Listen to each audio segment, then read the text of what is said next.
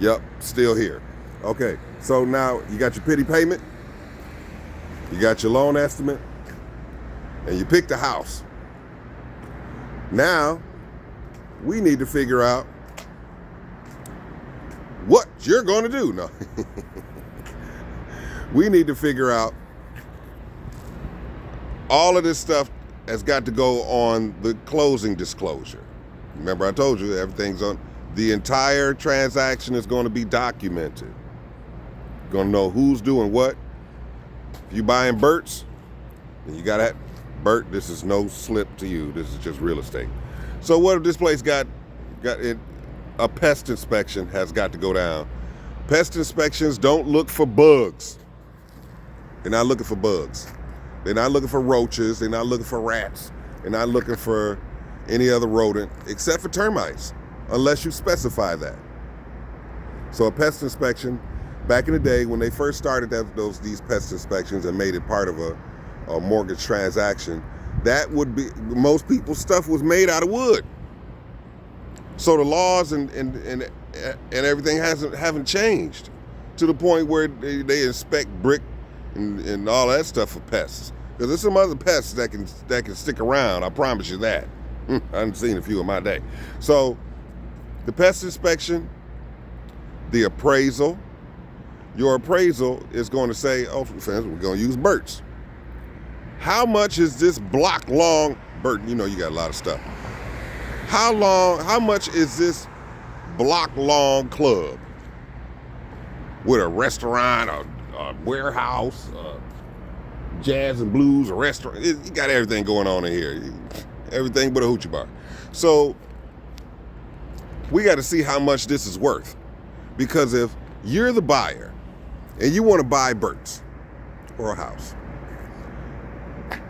we need a third party to step in and say, how much is this worth? Bert might say $1 million. I might say $100,000.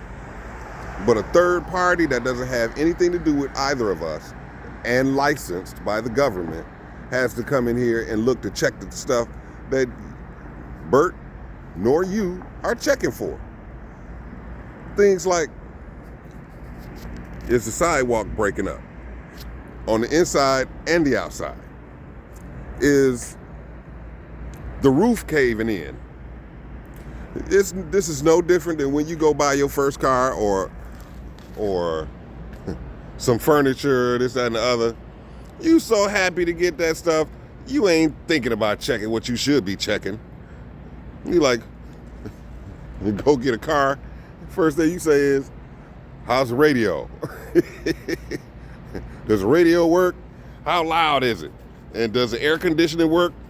And, oh, what does it look like when the lights blink? And you take it for a drive and you bought it.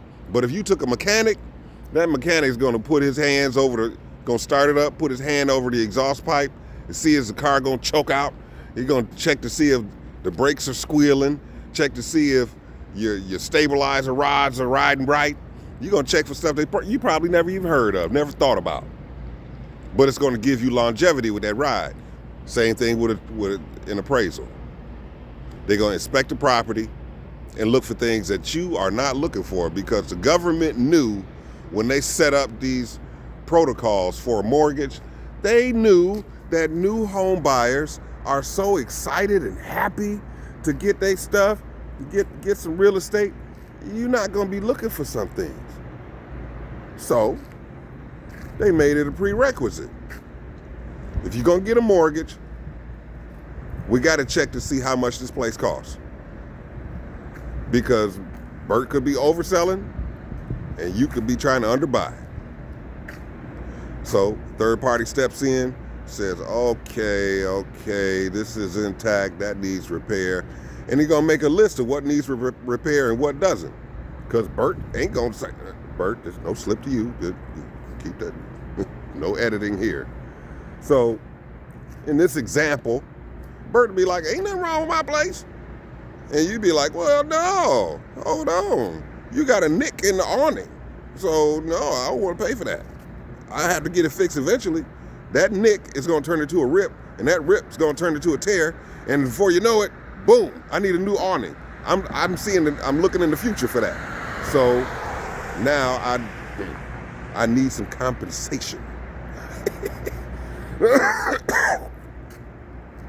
So that's what that appraisal is about.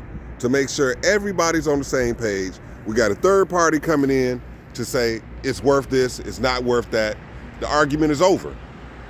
Now, from that point, it's your real estate agent's job to renegotiate if it's necessary.